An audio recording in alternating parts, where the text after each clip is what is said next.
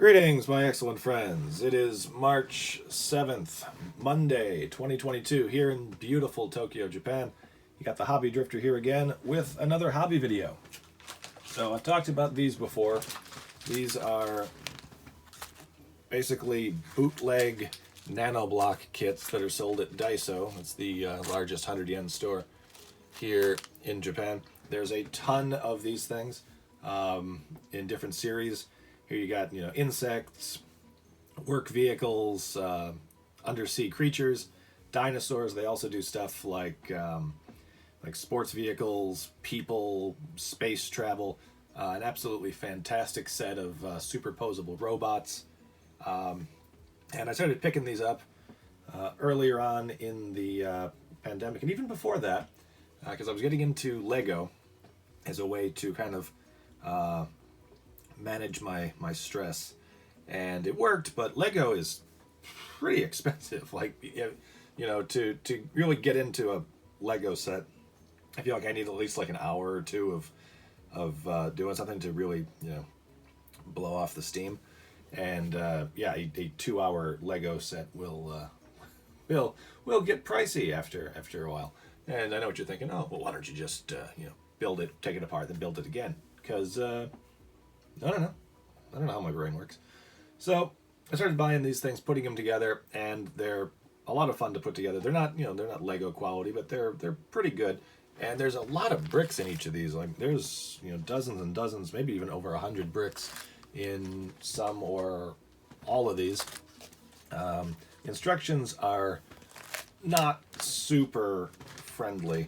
They're not great. A whole lot of layers on layers on layers. But it is what it is on these. For 100 yen each, you are really going to be hard pressed to find a better entertainment value for your money. But after a little while, I was making the sets, and I figured, well, let's see what else I can do with them. So I decided to start making my own designs and stuff. I made made a whole set of Ghostbuster stuff. Here's the firehouse. But then it kind of dawned on me, duh, why don't I try to do something like pixel art, like pixel sprites? And my original thought was to have, each stud be, 1 pixel. But that turned out to be a little bit difficult. So I figured, all right, well, 4 studs equals 1 pixel.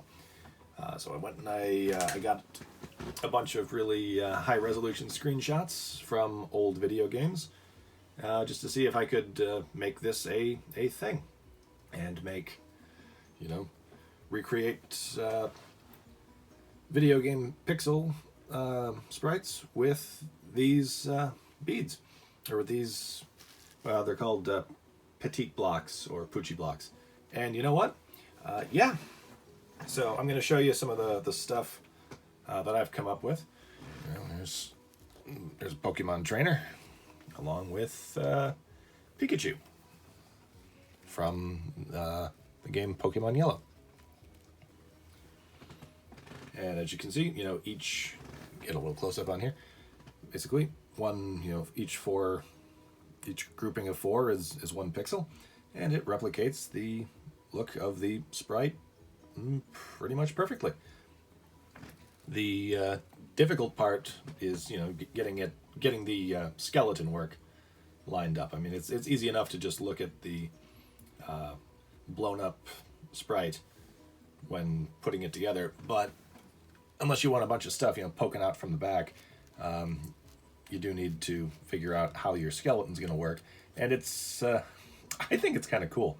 What I use for the skeleton is just the leftover parts. Like if I know I'm not going to be using a lot of, this color brown, or especially these clear parts, I don't use a whole lot of. I just use that to hold it together. So yeah, not so pretty from the back, but from the front, boom, Pokemon Trainer and Pikachu, based off of the Game Boy Color, the early Game Boy Color stuff. Of course, some of these are easier than others. Here's Taizo Hoodie, or Hoodie Taizo, which you kind of got to say Hoodie Taizo, otherwise it doesn't make a lot of sense. and Frogger, just some classics.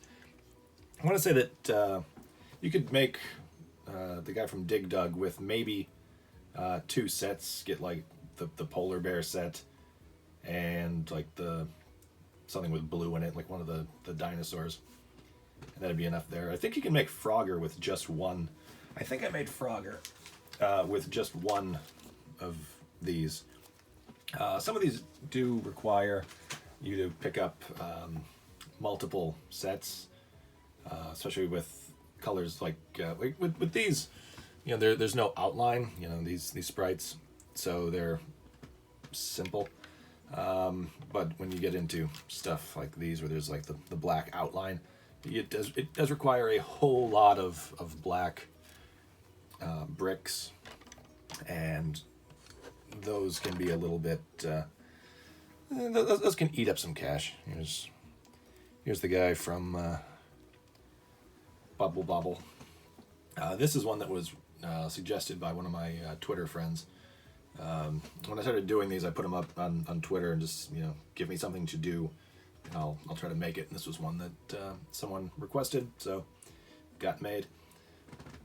Like I say, the non-black ones, the ones that don't have the black outline, are much easier to make. Of course, we got Mario here and Link. And these are some of the cheaper ones. You could probably make Mario and Link with somewhere between 3 and 5 kits. And each of these are based on one specific sprite. But they come out looking pretty nice. And it is. I do kind of enjoy showing off the back and be like, oh, can you guess what it is? And Link, yeah, you could. It's pretty easy. But yeah, when you get into the ones that use a black outline or have a lot of black in them, since a lot of early or a lot of NES sprites in general do use a lot of black. For example, here's one, another one on Twitter that was requested of me. It's Mario, Tail Mario, Raccoon Mario from Mario 3. A lot of black on this guy, and he's pretty huge. I mean, they're all to scale because the pixels are uniform size. And yeah, this one's just an absolute nightmare in the back. You can tell I didn't have a lot of use for yellow bricks after Pikachu. But after a couple of weeks of working on these things, I started to feel a little bit more confident, and figured it was worth investing a little bit more time into these things. And a few of these, they do wind up taking several hours, 3 hours, 4 hours, especially when you want to figure out getting the skeletons right. I keep saying skeleton, but it's just the stuff on the back. So here's some of the more complicated ones. Here is the Red Mage from Final Fantasy. This one is, of the people I've shown these to, this one is one of the more popular ones. And it is pretty striking, the reds and the blacks and seeing color. This one ate up probably 4 sets worth of black bricks, along with probably 2 or 3 red. All of the skin and the white ones came from 2. So this one, yeah, you'd probably wind up paying about $10 if you wanted to make this one on your own. It's mostly from the sheer volume of red and black pieces.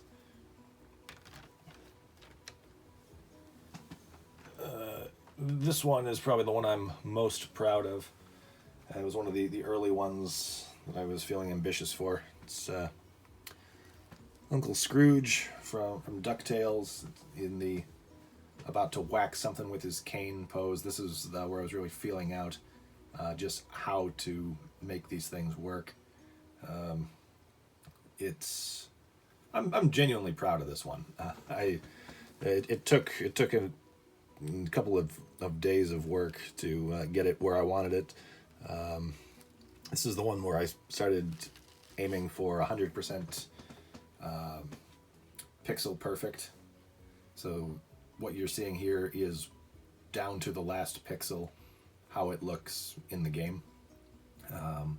Previously, there were a few little things you could fudge here or there, but this one and all these other ones I've shown you, I've gone back and I've fixed them, are 100% down to the pixel, and this is just a beautiful sprite. I mean, the sprite work from Capcom was just way ahead of its time.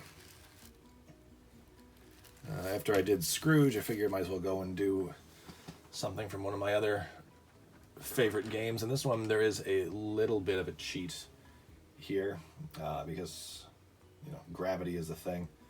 But here's Contra guy. And yeah, as you can see, there is a little bit of a cheat here because this sprite isn't actually connected to the rest of it. This one was really difficult to get where I wanted it to be because of all the blues and the blacks on here. But I'm happy with the end result. The skin tone is a little bit different from the ones in other models, and I wish I could say that was intentional, but it was just that's what I happened to have at the time. So that's how he came out. But yeah, I am quite happy with how this one turned out. As Contra is one of my all-time favorite games. I've played it thousands of times. So kind of had the soundtrack stuck in my head when I was making this. Speaking of games I've played 1,000 times, but I'm not any good at, as anyone who's watched this channel for any length of time knows, I'm a big Transformers fan. So, decided to make the sprite from Convoy no Nazo, Ultra Magnus, from one of the most difficult kids games I think I've ever played. I don't know what the deal is with 8-bit kids games, but between this and Teenage Mutant Ninja Turtles, those are brutally difficult games. Contra, by contrast, is not so bad. I'm thinking, because of the way that the sprite work was done with this one, I might go back and do like the Rodimus Convoy colors on the back, so I'd just flip it and it would just be from Magnus to Rodimus, but I don't know. That seems like a lot of orange to waste on something like this. But this is one where it's gotten some pretty good reaction from people who have seen it. Just of course, in anything using the red, white, and blue colors is pretty cool. Some of these black pieces on here are clear. They're like smoky black color to kind of like replicate the fact that it's a window. And then one more, last one I've made of these video game ones anyway. Rockman, aka Mega Man. This is one where I really thought this one was going to be easier to do, but it turned out to be one of the more challenging ones because of, again, all of those black outline pieces. A lot of these have a lot of yellow on the back, and that's because to get the most usable black pieces, the bulldozer set is one of the ones that is the best to just get a ton of usable black pieces. So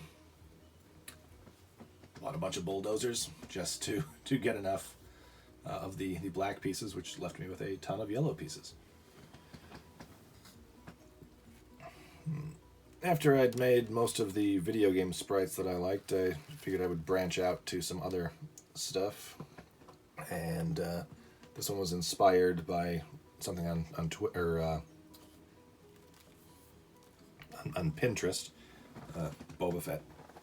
It's obviously not an 8-bit sprite, Not like a playable 8-bit sprite anyway. But I really enjoyed the book of Boba Fett. So, just to give myself something to do, I put this together. I don't know who the original pixel artist for this is. Otherwise, I would happily credit them. But I did flip it because the antenna in the original was on the other side, and I wanted to go for some kind of accuracy. Had a really fun time making this one. Again, more difficult than I was expecting at the onset, but I'm really happy with how it came out. I might go back and do an update to this one at some point. Maybe do it based on how the helmet looks in the new Book of Boba Fett series, but no promise, no promises on that. And that's it. That's what I've been doing. This is where my hobby drifting has taken me lately, making these pixel art things.